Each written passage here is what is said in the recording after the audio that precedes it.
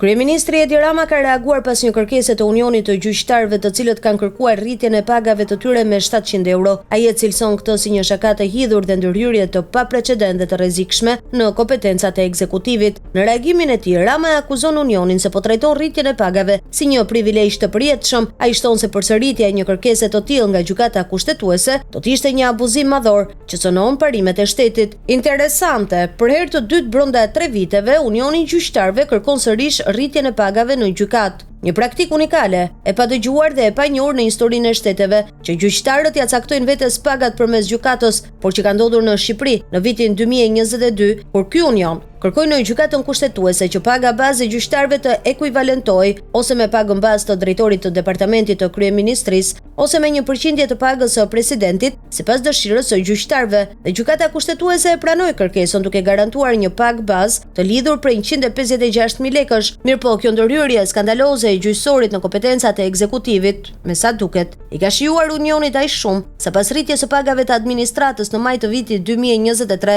Unioni i Gjyqtarëve tani rikërkon përsëri nga gjykata rritjen e pagave të gjyqtarëve. Këtë herë Unioni kërkon që paga bazë të lidhet vetëm me pagën bazë të drejtorit të departamentit në kryeministri dhe kërkon sërish ndryshimin e ligjit, ndërkohë që në vitin 2022 Unioni donte garantimin e një shume bazë pavarësisht çdo llogaritjeje. Sot kërkon që si pasojë e rritjes së pagës së administratës, të rritet paga edhe e gjyqtarëve dhe jo pak, po plot 700 euro. Domethënë, ky Unioni e kuptoka si një privilegj të përjetshëm faktin që për ta mbështetur pavarësinë e gjyqësorit dhe fuqizuar gjykatësit e dalë nga vetingu, ne me reformën në drejtësi rritëm pagat e sistemit të drejtësisë menjëherë sa për 10 vjet, 20 vjet, duke e thyer me vedi e piramidën e pagave të Republikës së Shqipërisë. Pra, sipas Unionit, kjo republikë do jetë përjetësisht e vetmja në botë ku gjykatësit nuk do ta lejojnë ngjitjen e piramidës së thyer të pagave, sepse ndryshe nga gjithë bota në Shqipëri, pagat e tyre nuk do rriten me qeveri e parlament, po me gjyq. Tani, unë uroj shumë që shaka e hidhur e gjykatës kushtetuese herën e parë, të cilën ne e pranuam në heshtje si një lajthitje